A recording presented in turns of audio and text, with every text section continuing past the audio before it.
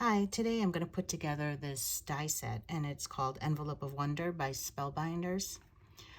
It makes this envelope and then all the florals to go inside of it and the tag as well. I just store it in a magnetic pouch so that I don't have to sort all the pieces every time. But I used it to make this card. This is a 5 by 6.5 card, and I mounted the envelope onto it. It doesn't fit on a regular A2 card, so the choice is either to mount it, to leave it as just an envelope, or here I used a different die set, but I used it to make a shape card. So that's just partial die cutting. You just take a card, you only cut it partially so that you don't die cut this part, and then you end up with a card that opens. That's kind of cute too. And for this one with the leaves and the pumpkin, I used the Autumn Wonder. So this is just an add-on set. It does not come with the envelope. It just comes with these pieces right here, which you could use on its own as well if you just wanted to make a pretty autumn card. So to cut the envelope, I used a regular 8.5 by 11 inch piece of black cardstock. You cut this basic shape once. The sides have to be cut 2 times. You can see how I can cut it here. And then the bottom flap will be cut from this piece. And then there's a small piece left over, which I don't use. So I'll be right back. Okay, so I die cut all the pieces from the black cardstock. And there's score lines, and I use bone folder to make the folds. And then next I'm going to attach the pieces. So I'm using this Scrapbookcom Artis glue, which I received from them, and I love it. I think it works just as good as all the other glues that I've tried. I actually compared them with the other glue that I was using, and it came out exactly the same, and it is much less expensive. It also comes with some special tips, which I really haven't used because I like to just put everything in a small bottle with a fine tip. And I put the glue in there, and this has a fine tip. That way I don't have to worry about the tips clogging or cleaning them out, or you're supposed to take them off every time, and I just don't do that. So I just use a small bottle for anything fine. Otherwise, I just use the regular tip. So what I do is I just hold this in place. If you're going to use this as a real envelope, I really would use red line tape because it's much stronger if you're going to keep opening and closing the envelope. But if you're going to just use it as a card front like this or this, where no one is really putting anything inside the envelope or opening and closing it or whatever, I don't really see the point. I don't like to waste the red line tape because I think it's really expensive. This is much more cost effective. I think the bottle is something like $11.99 for 4 ounces, and it comes with 4 ounces, and it comes with all the tips and a needle to keep it from clogging. Just as the same as the other popular glue that I do use, but is much more expensive. And I'd rather use my money to buy dies and stamps than adhesives. Whatever. That's just how some people are, and I'm one of them. So here I'm putting together the envelope. Now you could really glue it to the back if you want to hide everything, but then you're going to have to cover the back. And I guess it doesn't really matter since I'm mounting the whole thing, but you really could use this tab like this. But you see the back of this wouldn't look very good. So if you want to use it as a real envelope, it's probably not the best idea. So this is the way that I learned when I made boxes. You always kind of just adhere it this way, and it stays perfectly well. I've done that with the 2 that I've made already, and I think I just like the way that looks. and I've had no problems with it. And if you do want to use this as a real envelope later, it actually leaves a little bit of wiggle room for you to be able to insert some things, because you could use this as a gift card holder. Here's a gift card, and you'll see that it'll easily fit in here. Or if you just want to put a note in there, you can do that too. So what I like to do is just get a block and just let it sit for a minute, just so that the glue stays. Put my handy dandy sidekick on there and just let it sit. Just put a small line of glue here just to help it stay closed on the bottom. Remember, you know, don't put a ton of glue on this, because if you do want to use it as an envelope, you want to be able to slide things down. So if you glue this whole panel down, you know, it won't open. So I just had that little bead of glue, and again, put my weight on it, let it dry for a minute. So if you want to line your envelope, I'll show you how you can line an envelope as well. The gold card, I didn't line the envelope, but this brown card, I did line it with this real pretty glitter paper inside. And I'll just show you quickly how I did that in case you want to do that. This is just a piece of scrap paper. I'm not even sure where I got this from, but I'll show you how to do it.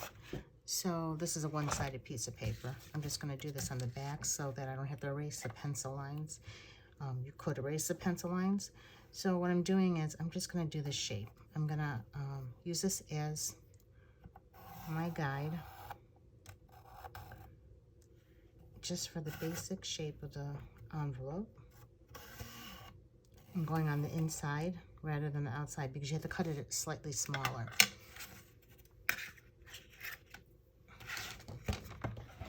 And then I just do this by hand. Alternatively, you could die cut it and then just cut it slightly smaller. You'll see in a minute that it's probably not going to fit exactly.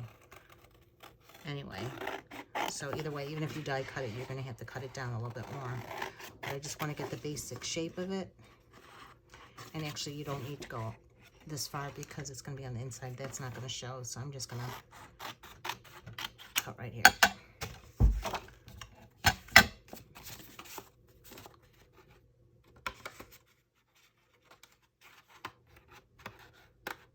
So, let's see. Well, it does kind of fit. So if you wanted to, you could just glue it. Did it backwards, because this is the print side. And you could just glue it like this, and you're done. If you want to trim it some more, you can. I think I made a slight mistake right here. It doesn't look as curved. But you're not going to see very much of this anyway if you're going to fill it with the flowers. But this is just to show you how you can line an envelope. You could do this for any kind of envelope, really. Just use the envelope itself as a template. If you just have envelopes and you want to line it with pretty paper, you can. And that's how you do that. Simple. This is a 5 by 6.5. This is a ready-made card that I had, that I just bought a pack of these from Michael's. But you could see, you could just go ahead and adhere this envelope onto the card, like I did here, and you have a ready-made card. Or, if you want, you could also cut this. You could either die cut it, like I said before, with this, with the die, and you would cut it all the way up to the edge, and you'd have a shaped card. Even easier, you could just use this as the guide and cut it. Let's see how. I don't want to cut my envelope, but it's not hard. You could just go ahead and glue it and then carefully cut around the shape without cutting the envelope, hopefully.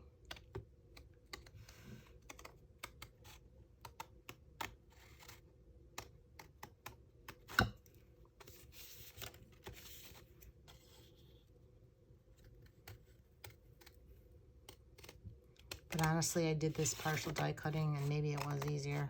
I think I didn't have to worry so much. Not sure. But whichever one you find easier. You can see I'm going to have to trim it just a little bit because you can see the white behind it. But it looks pretty good. Maybe that was easier. Don't have to worry about accidentally cutting the edge, starting all over again. So all you would have to do then is glue this to this, and you have a shape card. I'm taking some colors of distress ink, and I just put them on my Tim Holtz mat. This is a replacement mat for the mixed media mat he has. I just have this glass mat from forever, so rather than buying a whole new mat, I just bought the replacement because I like this piece to do some mixed media dipping with my inks. This is just a small piece of the Distress Watercolor cardstock. I buy it in the 8.5 by 11 because it's much cheaper, but you can also buy it in the regular A2 size. And I just think it's cheaper. Just cut it down, you get a lot more paper. So I cut this piece. I'm just going to go ahead. I'm just going to kind of make some dots and dips. And then I'm going to just dip this, spray it first, and then dip it and pull it. Just see what I get. I did originally do this on some regular paper that I had. I was being a little bit cheap and I just used this paper, but you could see how it really splotched up. Didn't really like all the watermarks that it left, and I couldn't seem to get them to go away. So I'm going to try this paper and see if this comes out better. I think it really does work better. You could already see how the inks look.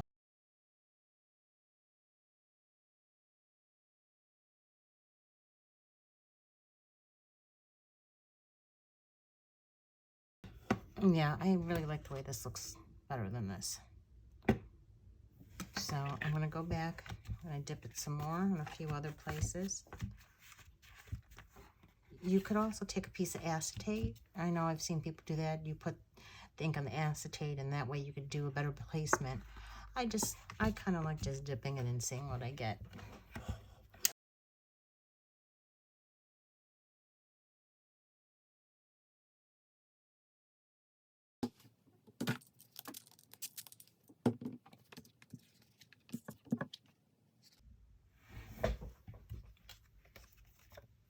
So there's a couple spots that I missed. So I'm going to just go ahead and show you this acetate method. It's very easy. This is just a piece of scrap acetate. You just dip it into the ink, and then you place it where you want the ink to go. So let's say these spots that I missed, rather than me trying to figure out how to dip it into the corners or whatever, you can see. You can just go ahead and make these pretty dots, these ink blotches. I don't like to think about it too much. I don't want it to look too planned. So that's good. I mean, I think I hit the areas that I missed. Maybe I'd put a little bit more here, or maybe make it even a little bit brighter with some more yellow. So I finished inking all the papers. This one I did in green using the Twisted Citron Distress Ink re-inker, and I also used Mowed Lawn, just a ink pad, and I dipped it and just splattered the paper to make it look like this. And this I use for the leaves. So the set has lots of dies, different flowers and leaves. I just cut a bunch of them. Some of them are layered, like this die has the center, which would be like this, and then another piece that goes on top of it. So you get this piece here. So I cut a bunch of these. I'm not really sure what I'm going to use. It really takes me some time to figure out a floral arrangement that I'd like, but I'm kind of thinking something like this.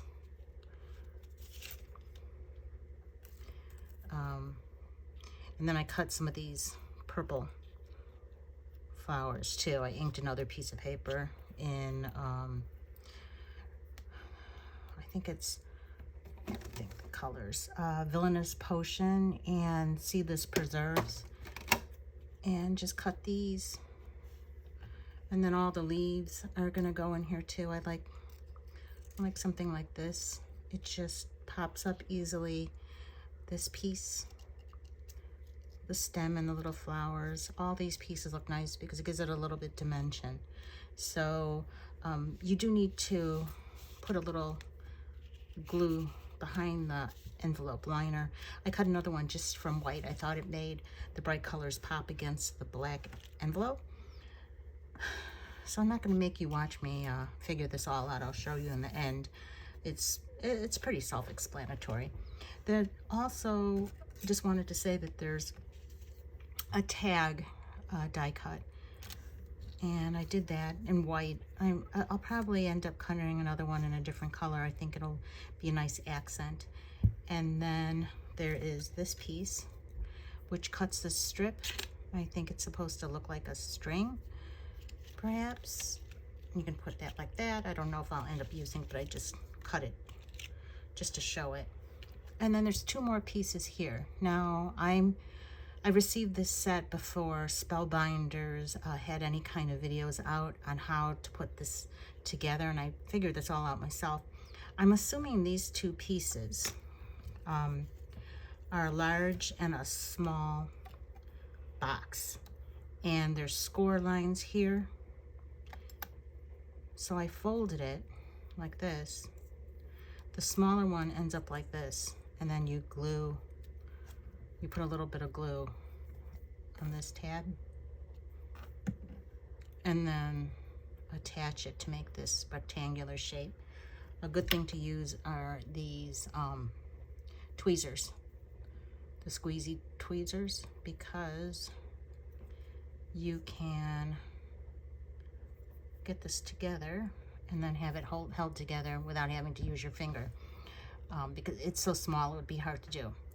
Now what I assume these pieces are, don't hold me to this because this is just me guessing from other things I've made, is that it gives the dies some dimension, but the box will allow it to fold down, if you can see, like this, and then it should pop up when it's open. It just gives it a little bit of height. The only other thing that I can think of is sometimes you use this type of shape for pop-up cards, and I was thinking that if you actually made the envelope and scored it, because there is a score line when you die cut this. This right here ends up being a score line, and you can fold the flap down. And I didn't do that because I'm going to use it as a card, and I'm not using it as an envelope. But if you wanted to do that, you could fold this whole thing down. And I'm thinking that those little boxes, after you close the envelope, will help these pieces pop up. So you wouldn't have to do all of your pieces that way. You could just do a few that you want to pop up. So you can see it gives it dimension. I'm not going to use these, most likely. Maybe I will since I already cut them, but I wouldn't normally make this because I think it's a little bit fiddly to do. But you can see it helps the larger florals stand up, the smaller boxes for the smaller florals. You could also use foam, and that's what I usually do, is just buy one big piece of foam, fun foam, I think they call it at Michael's or Hobby Lobby or whatever store you go to, and I just cut pieces and glue them to the back because I think it's really expensive to buy adhesive foam tape when I could just cut a shape. Sometimes I die cut it and then just trim off a little bit to make it fit. Sometimes I'll just cut a circle and glue it on the back. You could get a big sheet for $1, $1.50, something like that. It's not very expensive. I just find it more cost effective. And again, I just like to save money where I can. I don't use all the expensive things unless it matters. So anyway, that's it. I'll decide what I want to do with the tag later. I'm not sure what I want to put on that. For the orange one, which the dog ended up chewing up because it fell on the floor, unfortunately, I did use this set. It's the hot foil plates from the mailbox greetings, and this was a set from last Christmas where on the front of the mailbox you could use foil and cut the sentiment or foil the sentiment. I ended up using it, if I can find it later, for the orange tag. And what I did was I placed it, I I didn't use the whole thing because it says a little note, big thanks, and it doesn't fit. Well, it could fit this way. I didn't even think of that, but I ended up using just big thanks. And I looked on the back.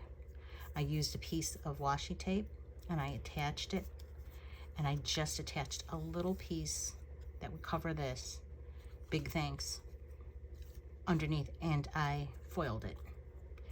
And the message came out great. It was right in the center, right where I placed it. I didn't have any extra foiling. I didn't do this top part, but now I know this whole thing will fit, and I could actually print it like that. So maybe I'll do that, or just use another stamp sentiment. This set doesn't come with any kind of sentiment. You could use stamps, dies, foiling, whatever you want. Up to you. So that's it. I hope this was helpful. Thanks for watching. If you found it helpful, please give a thumbs up and subscribe.